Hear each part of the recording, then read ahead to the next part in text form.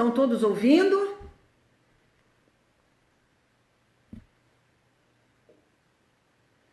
Todo mundo ouvindo? Será que vocês conseguem me ouvir bem?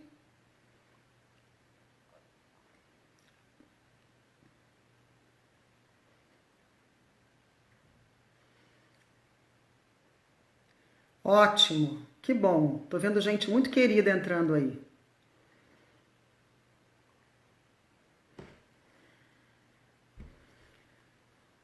Pois bem. Me ouvindo bem, então? Ótimo. Esperar a doutora Luciana entrar, Luciana Palombini, que vai me acompanhar hoje nesse bate-papo.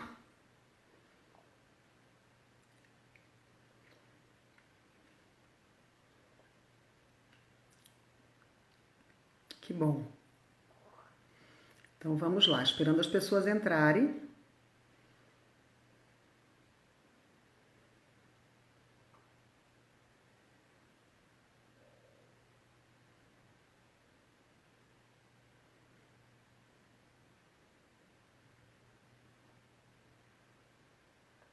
Que bom. Tô vendo um monte de gente querida entrando.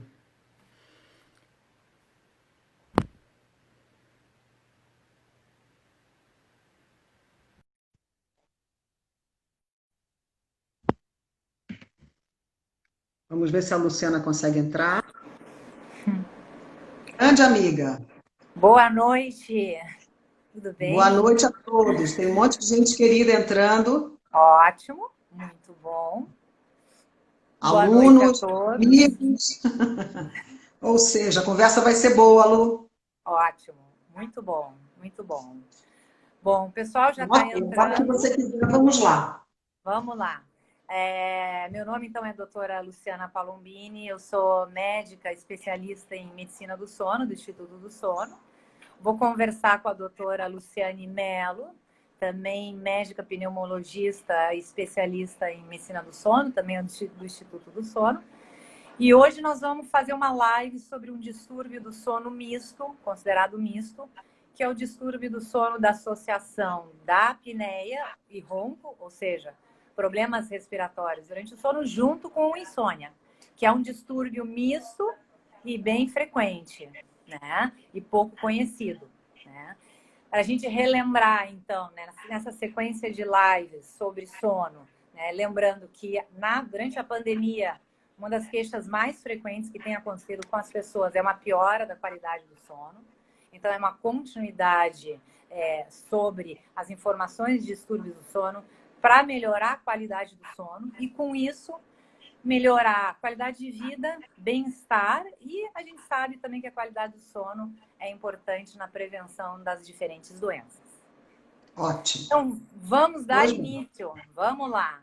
Então, a Ok, primeira vamos ver. questão é esse distúrbio misto, que acho que é um pouquinho menos conhecido e menos falado, essa associação, doutora Luciane. Como podemos definir esse distúrbio do sono? Bem, primeiro lembrando que a pandemia trouxe uma piora na condição de sono, a gente tem falado isso em todas as nossas lives. Sim. A pandemia trouxe uma qualidade, uma piora da qualidade muito importante em relação ao nosso sono.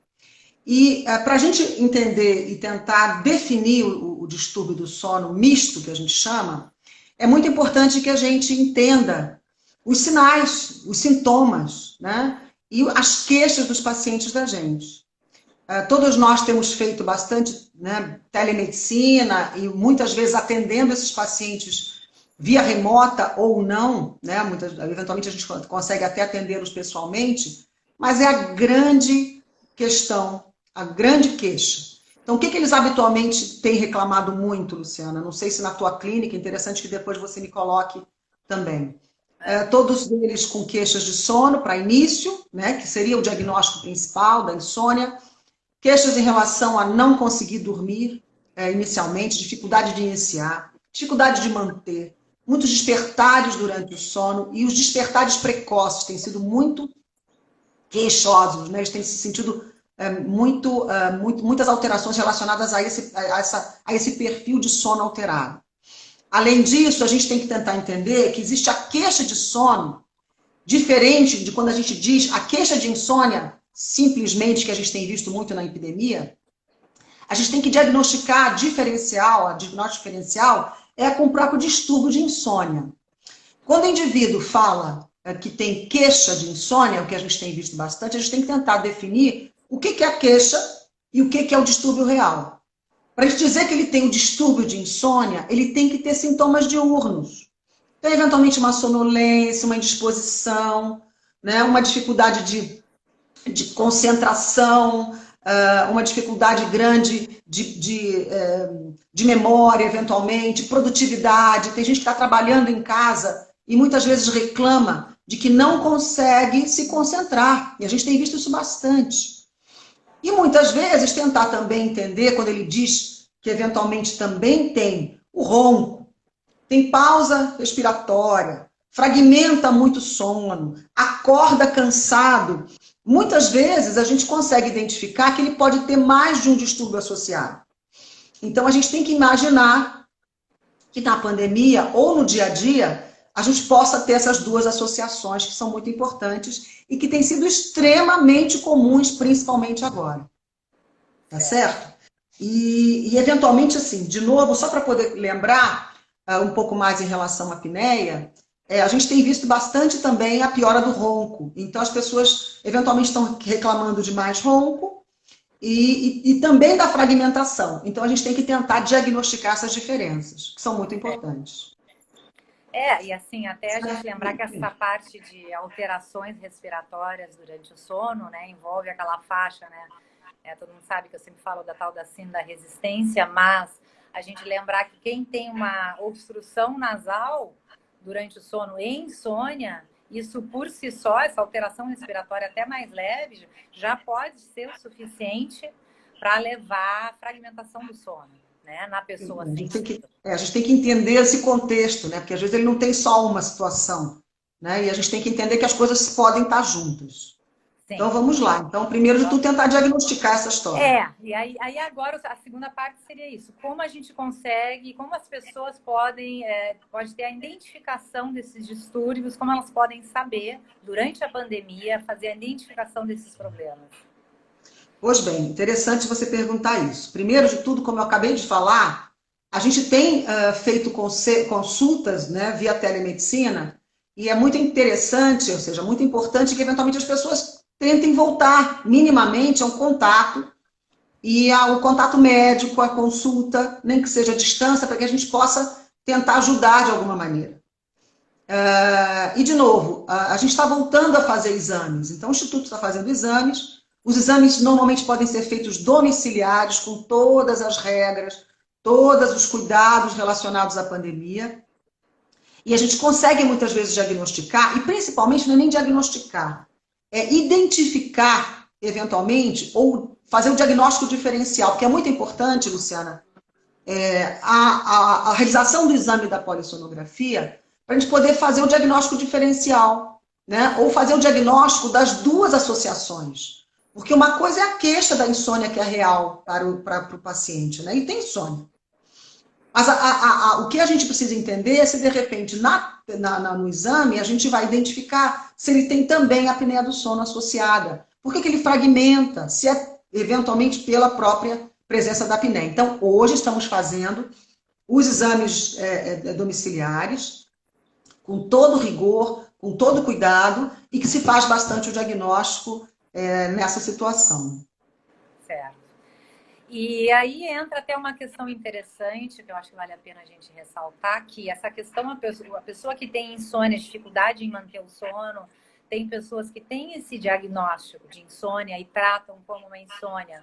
E então, essa pessoa pode, então, na verdade, ter um problema respiratório, levando à insônia, só que nunca foi diagnosticado.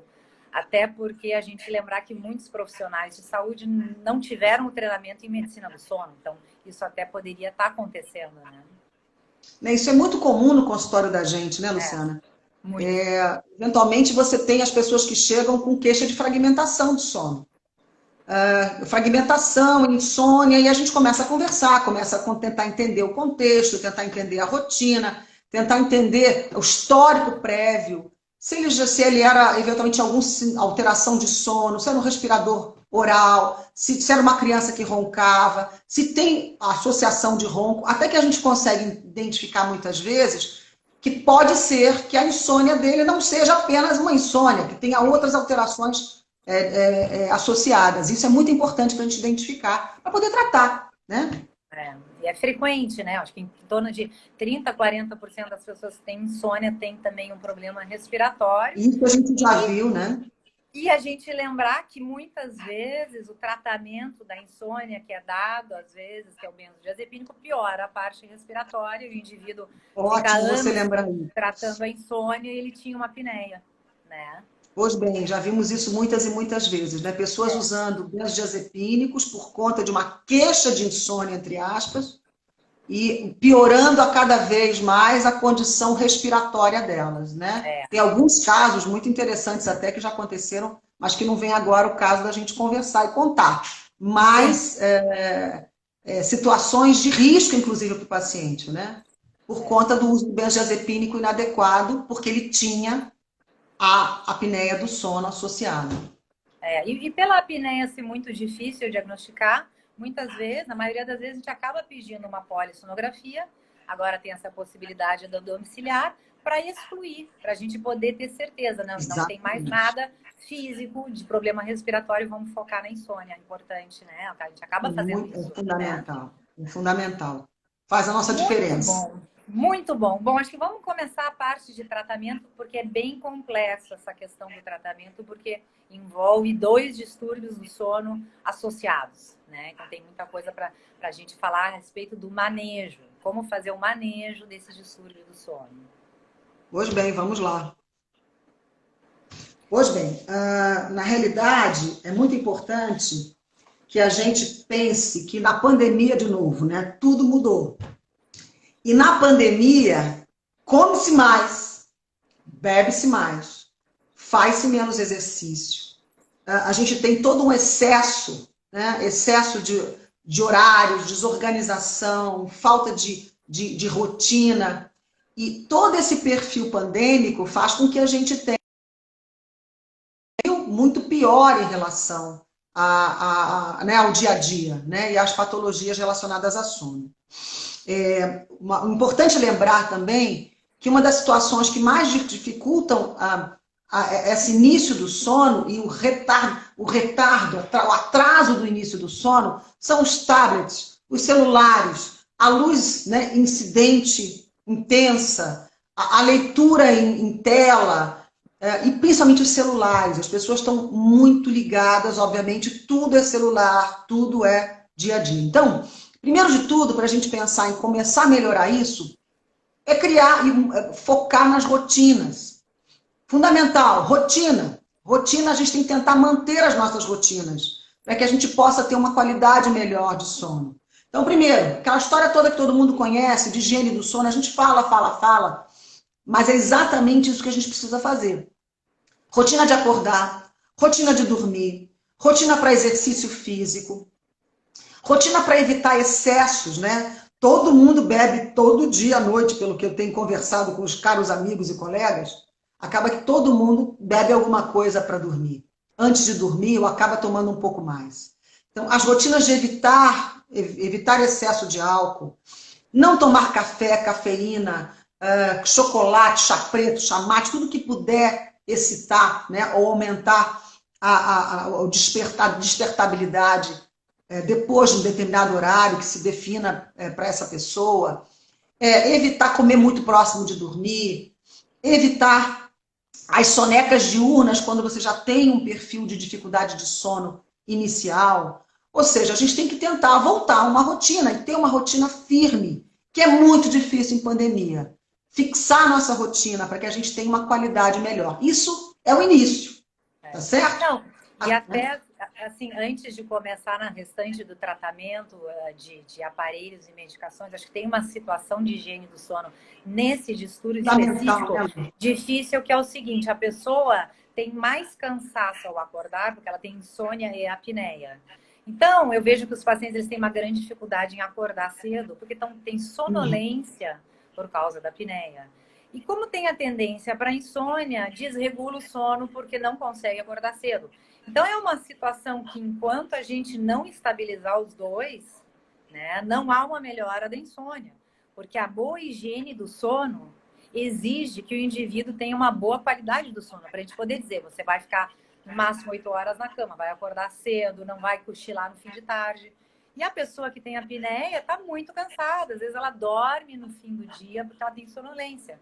Então, Acaba a pessoa tem dormindo, que né? entender. Que tratando a apneia, ela vai se sentir bem e com isso a gente vai conseguir fazer uma boa higiene do sono, né? Mas vamos continuar com o restante do tratamento, então. Pois bem, de qualquer maneira, a gente começa então falando sobre higiene do sono, que é fundamental, a gente precisa ter os nossos horários. Sono é rotina, é isso que eu sempre falo com meus pacientes. Para a gente ter um sono legal, a gente tem que ter uma rotina bem adequada para a gente. Atividade física é fundamental. Né? Estava até comentando com a Luciana que dentro de casa a gente pode fazer atividade física. Hoje eu corro, subo e desço, 2 lances de escada, né? Pelo menos uma vez por dia. Né? E faço isso 30 minutos todos os dias para poder minimamente me manter ativa, né? E me ajudar em toda a minha rotina. Então, seguindo aqui em relação à tua pergunta, de como a gente eventualmente faz essas mudanças, mesmo que depois que a gente já fez a mudança comportamental, como é que a gente eventualmente vai lidar com essa pessoa? Imagina que esse indivíduo tem o diagnóstico, tá? Ele fez o diagnóstico pela polissonografia. E a gente conseguiu entender que ele, além de ter a queixa de insônia, ele também tem uma apneia do sono que eu preciso tratar. E aí? Quem vem primeiro, né? Aquela história. O que a gente vai tratar primeiro? Que eu acho que é uma pergunta muito importante. Pois bem, o que a gente tem percebido, né, e que já tem literatura bem definido, né, tem vários estudos mostrando como essa associação é super comum e o que fazer primeiro. Então, os estudos mostram que, habitualmente, quando essa queixa de insônia é muito evidente, e a gente também tem uma apneia do sono para tratar, fica muito complicado se ele eventualmente tem uma apneia do sono grave, moderada, que precisa de um tratamento com CPAP, precisa de um tratamento mais eficiente para poder resolver. Normalmente a gente não consegue adaptá-lo ao CPAP se eu não conseguir tratar a insônia dele. Então, muitas vezes a gente tem que... Isso, a gente não consegue, a gente sabe disso. Não dá para colocar CPAP se o indivíduo tem toda essa fragmentação do sono e está com essa rotina alterada. Então, a gente precisa primeiro, foca na rotina, ajusta o indivíduo. E hoje o que a gente usa bastante, que é fundamental, é tratamento de primeira linha para esses quadros, é a terapia comportamental cognitiva. A gente começa com uma terapia comportamental. Exatamente. Normalmente a gente faz essa terapia comportamental de início, até para poder ajustar essa insônia, reorganizar o indivíduo, mudar, né, todo o padrão de insônia que ele eventualmente está em situação de alerta, situação de ansiedade, e todo o processo que ele está vivendo. E a terapia comportamental nos ajuda a que ele reveja e consiga reeducar novamente para o sono, né? E isso é feito de uma forma bastante consistente, está em primeira linha de tratamento para insônia.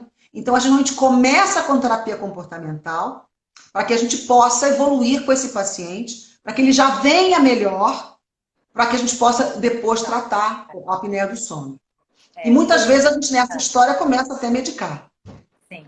Não, e lembrar, assim, eu acho que né, o paciente é aquela coisa, é um paciente que sozinho em casa já tentou, já fez sua higiene do sono, já fez tudo e continua não conseguindo, e aí usa a medicação, e todas as medicações tem, né, perdem um pouco o efeito, tem a tolerância. Então, a terapia que inclui a parte comportamental, tem hoje, né, a terapia cognitiva comportamental, com as profissionais treinadas lá no Instituto, temos a doutora Karina, outras profissionais, que é para a pessoa entender que ela vai conseguir estabilizar as coisas, que sozinha muitas vezes é difícil, né? Por exemplo, assim, da parte comportamental eu vejo 2 coisas que sempre melhoram, né? É o exercício junto com a meditação, melhora sempre. A meditação, as pessoas às vezes têm dificuldade sozinha, tem diferentes maneiras de se solucionar isso, né? Tem tantos aplicativos como a terapeuta que medita junto, porque eu acho que o paciente que tem insônia e apneia, ele já é um paciente muito ansioso, e se a gente, exatamente, a pessoa pensa, Não, já irritado, né, durmo mal. Luciana? Irritado, né? Até Eu porque a já apneia durmo deixa ele muito mal, mais eu já irritado. durmo mal. Como é que eu vou usar um Nossa. aparelho? Só que a pessoa tem que entender que parte de dormir mal é por causa da apneia. Então, a pessoa tem essa dificuldade. Então, fazendo exatamente isso que você falou, às vezes estabilizando inicialmente, às vezes com uma parte comportamental e substâncias, né? Uma fitoterapia, uma melatonina, às vezes antes de medicação, junto com o comportamental, já é o suficiente para E estabilizar. exercício e tudo mais. Exercício, meditação, os horários regulares, luz de manhã, a pessoa começa a estabilizar para a gente também junto já ir vendo, né, se tem uma obstrução nasal, tratamentos Sim, mais paliativos, vai fazendo associado para já ir estabilizando, né? exatamente. Só me lembrando, você falou da irritabilidade, a gente comentou da irritabilidade, só para dar uma. Eventualmente, a gente tem essas situações de associação que são terríveis. E as pessoas ficam num nível de irritabilidade tão intenso, que muitas vezes a gente não consegue conversar, né? Já passei por algumas situações de eventualmente o paciente estar na sala e diz assim, doutor, eu não consigo mais ouvir a sua voz. A senhora me desculpe, mas a gente conversa outro dia. Irritabilidade, Eu já passei por situações muito complicadas por conta dessas associações que o indivíduo chega num limite de irritabilidade que ele não consegue te ouvir muito tempo. sim, Então a gente vai devagar, né? Fazendo as coisas de uma forma aos devagar, poucos. mas tentando tratar todas as situações de uma vez só. Não é verdade? Entender assim também essa questão dos despertares noturnos, é aquilo que a gente conversou, tem pessoas que têm um sono sensível a tudo. Ao estresse, ao nariz obstruído, ao ambiente ruidoso, à diferença de temperatura. Então, a pessoa diz, eu tenho um sono sensível, eu acordo com qualquer coisa. Essa pessoa tem que entender que ela tem que mexer em várias coisas, né? Então, se o cachorro late, o gato na cama, o marido que ronca, o estresse durante o dia, uma rinite não bem tratada, uma Não tratada, ansiedade, né? Que é muito comum. É. tudo isso, É. tudo isso Não, com certeza, tudo isso piorando a condição dele. Então a gente tem que, de certa maneira, ir tratando de uma forma. E assim, a terapia ajuda bastante a gente, né? Ajuda bastante. Não, e é um paciente, assim, por exemplo, a questão, dependendo do grau do distúrbio respiratório, né? A gente lembrar, assim, o aparelho intraoral com o pessoal da odonto, porque a pessoa que tem insônia, a apneia é muito frequente que seja uma apneia de grau mais leve, que talvez fazendo uma perda de peso, uma fono, um aparelho intraoral, tratamento nasal, seja suficiente, né? Em geral, são pacientes de grau de apneia mais leve, né? Mas pode ser necessário, sim, o uso do CPAP também, né? Mas aí a Sim, gente é um tipo de pessoa que vai ter uma maior dificuldade na adaptação. Aí a gente pode, né? Tem protocolos que indicam, né? Tem alguns protocolos que indicam o paciente com a pessoa com apneia e insônia no início já dá, né? Uma medicação indutora do sono. Um indutor normalmente a gente não. faz isso, né? Normalmente a gente induz, faz medicação, porque ele não vai aguentar usar o CPAP normalmente, a gente tenta induzir, nem que seja por um tempo, né? Tem alguns trabalhos mostrando que a gente induzindo 2 semanas até ele conseguir se adaptar, ajuda bastante a adaptação e adesão ao tratamento quando a gente precisa usar o CPAP. Sim. E normalmente a gente melhora bastante esse paciente. E outra coisa interessante, Luciana, que eu queria deixar aqui, que eu acho que é o trabalho da fisioterapia, que é muito importante nessas horas. Eu acho que o fato de você, o fisioterapeuta ou o profissional que trabalha com a titulação, né, com o ajuste de CPAP, normalmente o trabalho de dessensibilização para esses pacientes com insônia é muito importante. Isso pode ser feito no laboratório. E muitas vezes eu indico para que eles façam a sensibilização antes da titulação. Sim. Porque você tem um ganho, ou seja, ele já vai para a titulação do CPAP de uma forma muito mais tranquila. Já sensibilizou, já sabe como é o exame, já experimentou a máscara, já teve toda uma observação pré. para depois fazer a titulação. Apesar de que os nossos técnicos são treinados para fazerem a desensibilização curta, prévia ao tratamento, ao CPAP. Você sabe disso, a gente treinou e eles continuam sendo treinados sempre, porque existe a desensibilização. E a desensibilização para esses pacientes com insônia, que vão usar CPAP, é fundamental. E você pode fazer isso em consultório também, né? Obviamente, em consultório. Então, você imagina quantos profissionais já não estão ligados nesse tratamento. A gente já falou do médico, a gente já falou do fisioterapeuta, a gente já falou do terapeuta comportamental, a gente já falou muitas vezes da perda de peso, a gente, né, muitas vezes nutricionista, ou seja, o tratamento desses pacientes, ainda mais com essas síndromes mistas, é um tratamento absolutamente associado, não existe só o médico, né?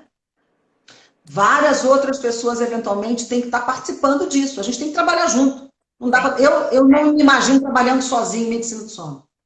Não, e essa parte da desensibilização do CPAP, eu acho assim, né, os locais, as clínicas ou os profissionais, deixar isso bem claro, porque é frequente aquele paciente, a pessoa que relata que não consegue respirar com o CPAP, e realmente, esse é um paciente que quando a gente senta e faz essa desensibilização com calma, não, eu sempre falo, dificilmente vai ter uma pessoa que não consiga usar o CPAP. Né? Em geral, o que não consegue foi uma ansiedade, foi uma obstrução nasal que não foi bem avaliada, foi uma máscara mal ajustada. São aqueles pacientes que a gente recebe sempre, que o paciente diz, eu não consegui adaptar, eu não consegui respirar. E quando a gente faz, né, direitinho, passo a passo, tem a terapia cognitiva comportamental para CPAP também bem validada, né, para a gente ter certeza que o paciente vai ter uma adesão adequada, sempre, né? É verdade, a gente cada vez tem mais, né? Tá, isso está sendo bastante usado. Tem alguns trabalhos já bem consistentes relacionando essa terapia comportamental para CPAP, especificamente nesses mais difíceis, nesses insônios, nesses pacientes que eventualmente vão ter mais dificuldade de adaptação. É muito interessante essa história. E assim, a parte só perguntando, fala.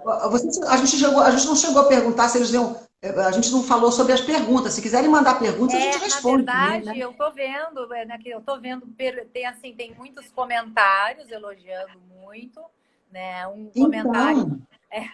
comentário da Jeane dizendo que ela quer dormir, mas perguntas especificamente, eu já dei uma olhadinha, né? A gente está aberto a perguntas.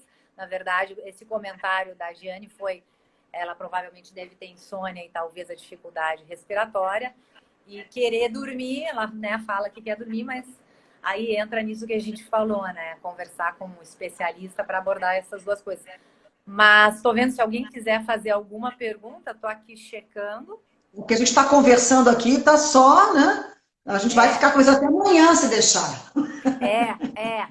Porque é um assunto super interessante, né? E, na verdade, tem pouco trabalho, né? Porque sempre tem isso, né? A medicação pode ser perigosa para quem tem a medicação para insônia, né? Pode ser perigosa para quem tem apneia, pode ser usado, né? E a gente ressaltou a questão do benzodiazepínico. Os não benzodiazepínicos não têm estudo, né? E aqui tem comentários, aqui tem um psicóloga, Lorena, que trabalha com médico de sono. Vocês direcionam para a TCC, ele é psicólogo.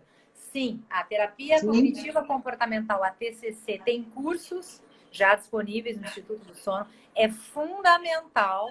A terapia cognitiva comportamental, como a doutora Luciane falou, é consenso, né? É primeira opção. A gente encaminha sempre. Porque fica muito difícil, né? As pessoas têm, não adianta, uma dificuldade, a gente faz uma consulta só e fica muito difícil mudar a mentalidade a respeito da insônia. Para isso é necessária a terapia cognitiva comportamental, sim, né? Aqui tem um outro comentário que é durmo com facilidade e acordo depois durante a noite. E como a Luciane falou, é os despertares durante a noite. Tem pessoas que têm insônia, não têm dificuldade para iniciar e acordam várias vezes à noite. E acordam várias e várias vezes, né? E acordam muitas vezes à noite. E isso, a gente, é o tipo da coisa. Também a gente tem que tentar diferenciar o que é isso, né, Lu? Existe eventualmente, se tem muitos despertares, a gente tem que entender que está fazendo despertar? Será que está fazendo... O que faz despertar? É o problema da apneia? Vai fazer xixi muitas vezes? Vai ao banheiro muitas vezes? É a fragmentação do sono relacionada ao processo de apneia? Ou, eventualmente, é o processo de insônia, de fragmentação e insônia, né? Sim, e a gente, acho que está quase no fim, mas a gente lembrar que 2 despertares durante o sono, as pessoas sempre falam, depois dos 45 anos, quem dorme a noite inteira sem um despertar, são raros. Então, o despertar... Olha, esse não é o nosso caso, esse não é o nosso caso. Não é o nosso caso, mas eu imagino que as pessoas com essa idade realmente tenham problemas. Mas é que para a pessoa entender, porque tem pessoas que só o despertar já dá o pânico, e às vezes um despertar volta a dormir rapidamente, a qualidade do sono está preservada e ela acorda bem de manhã, né? Talvez não seja anormal. Então, para a pessoa não ter expectativa de não ter nenhum despertar durante a noite. Né? Com certeza. Tem alguma outra perguntinha para a gente responder? Durmo com facilidade, mas acordo com sono e cansada, Josélia. Tem que investigar, isso é aquela história da gente tem que ver a qualidade. A polissonografia nos ajuda muito nesse caso, saber qual é a qualidade de sono. Então, nesse momento, se tem essa dificuldade, tem que avaliar se tem alguma associação e tem apneia do sono associada. Aqui a Rosária perguntou, ronco e apneia são coisas diferentes? É a pergunta dela. Pois bem, são. Na realidade, o ronco é um alerta de que alguma coisa, né, que a nossa via aérea ela é reduzida ou estreita ou, né, irregular. Então, o ronco, muitas vezes, é um sinal de que alguma coisa pode estar alterada em relação à parte respiratória. Mas a gente vê muitas vezes pacientes que roncam e não têm apneia, pacientes que têm apneia e têm pouco ronco ou eventualmente não roncam, tá certo? E isso é um sinal, é um alerta que a gente tem que investigar. Aqui tem um outro comentário que vai nessa mesma linha, sempre dormir bem, né, Adri? Mas agora, às vezes, acorda no meio da noite e passa segunda metade da noite ficando. Vale a pena tomar um Stilnox? É a pergunta dela. Pois bem, tem que se ver qual o motivo de ficar nessa situação. O que eu tenho visto bastante, o que a gente tem visto bastante, é o indivíduo com quadro de ansiedade. É o indivíduo acordar mais cedo do que acordava antes. E é um processo ansioso, né, que a gente tem visto bastante, né, esse quadro de ficar mais à noite e acordar muito cedo, muito mais cedo do que habitualmente acordava. Isso a gente tem que avaliar, né? Eventualmente tem que ver se não tem algum quadro, né, depressivo associado, de ansiedade aguda, até para poder acertar a medicação de uma forma correta. Eventualmente pode até se usar o Stilnox, mas tem que se ver se eventualmente não tem que se entrar com alguma medicação para estabilizar o humor. Tem algumas perguntas sobre medicação e só para deixar bem claro, as medicações usadas para dormir, para insônia, elas podem ser usadas de vez em quando, sempre com orientação médica, mas elas nunca são o tratamento final para insônia. Então, o Stilnox é usado esporadicamente quando a pessoa faz o restante das mudanças, né, para melhora do sono, com orientação médica não tem problema nessas condições, né? O que não pode é usar o Stilnox e não fazer, né, as modificações comportamentais que a gente comentou, né? Aí a gente vai ter aqueles que vão usar o Stilnox por muito tempo, que não é o ideal, né, Lu? Tem um tempo para se usar. Sim, porque daí é aquela história que as pessoas veem vários conhecidos, tomam Stilnox, toma 2, mas ela não mudou, ela não trabalhou na causa da insônia. A causa da insônia tem que ser modificada, né? Bom, já não faz a virada da chave, né? Vai continuar tendo que usar o remédio para dormir. Vai estressar mais, vai ter efeito colateral, porque ela vai aumentar a dosagem, né? E não vai ter a melhora. Já são 19h30. Faz mais uma perguntinha, vê se tem mais alguma coisa. Aqui tem, acho que é da Laura, né? Se faz muita ela está perguntando sobre o Zolpidem CR, por consolidar mais o sono, né? Se consolida mais o sono. Aí vai depender. A gente tem experiências em relação ao CR, realmente pode consolidar mais nesse final do período de sono, mas eventualmente algumas pessoas podem ter mais sonolência pela manhã com o CR. Então, a gente tem que avaliar o indivíduo caso a caso. Realmente, o CR pode ajudar, mas, eventualmente, algumas têm a sonolência mais pela manhã. Então, tem que se ver. A medicação para insônia ela é muito individualizada. A gente tem que pegar todas as situações e escolher a medicação que possa ser mais adequada para aquele indivíduo especialmente. E a gente lembrar que todas essas medicações do sono, a pessoa que nunca usou, né? A pessoa pode ter o efeito colateral, acordar confusa, ter comportamentos confusos durante o sono. Então, aquela coisa, a pessoa dormindo sozinha, vai viajar de avião, usa o Zolpidem pela primeira vez, a gente lembrar, você tentar, né, quando está numa situação mais segura sempre, a pessoa que nunca usou a medicação. Às vezes, o Zolpidem meio comprimido. Na mulher, aquela coisa, meio comprimido, para diminuir a chance para acordar com efeito residual na manhã seguinte. Né? Aqui, Lu, eu acho que tem uma perguntinha da Érica aí que você não viu, para não deixar de responder. Sobre o CPAP no companheiro, né? O companheiro, o apoio do companheiro no uso do CPAP. Total. Acho que caiu meu celular. Sim.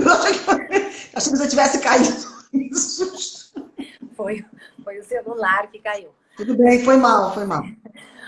O apoio do companheiro no uso do CPAP. Companheiro ou companheira, que é fundamental, né? Não pode ser companheiro só, não. Companheira também, né? Tem as duas coisas. Lógico. A apneia não é exclusivo de homens, nem de mulheres, né? Também de mulheres. Total, a gente sabe que tem uma importância fundamental. A gente sabe que envolver a família no tratamento da apneia é fundamental. A gente sabe que, eventualmente, se a mulher não é envolvida no tratamento do homem, ou se o homem não é envolvido no tratamento da esposa, ele não vai se persistir por muito tempo. O parceiro não consegue usar, se sente envergonhado, acaba que você estraga, né? Ou fica mais difícil a adesão quando não existe a compreensão de família. E lembrar, assim, a pessoa que não é da área, né, da área da saúde, e não sabe sobre a apneia, vem a esposa, às vezes eu vejo a esposa, nossa, o coitado vai usar essa máscara, mas a pessoa que tem uma apneia moderada, acentuada, né, o companheiro ou companheira tem que entender que sem a máscara, o oxigênio cai a noite inteira. Só que a pessoa que, né, leiga, lógico, ela não sabe disso, então ela vê, nossa, vai dormir com aquela máscara, aquela história, mas a pessoa tem que entender que sim, com a máscara que o cérebro vai conseguir manter a oxigenação. Lu, tem uma pergunta, vamos fazer mais uma pergunta? Não, mas aqui, olha... Níveis de dor crônica, é uma pergunta interessante sobre a dor piorando o quadro de insônia. Muito comum, né? Indivíduo que tem dor crônica. A dor crônica realmente pode incomodar bastante, piorar a condição de sono. Uma coisa leva a outra, a gente, eventualmente, algumas doenças, como a fibromialgia, a gente nunca sabe o que começa primeiro, que está muito relacionada à insônia, né? A fibromialgia, a insônia. Então, a gente acaba sem conseguir entender quem começou primeiro, a dor ou a insônia.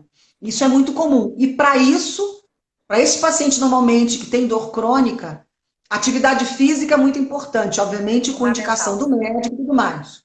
Então, atividade física, organização em relação ao sono, toda a higiene do sono, atividade física regular, a medicação para dor, muitas vezes melhora a condição de sono, né? E muitas vezes é o tratamento da insônia, que eventualmente pode ser o começo disso.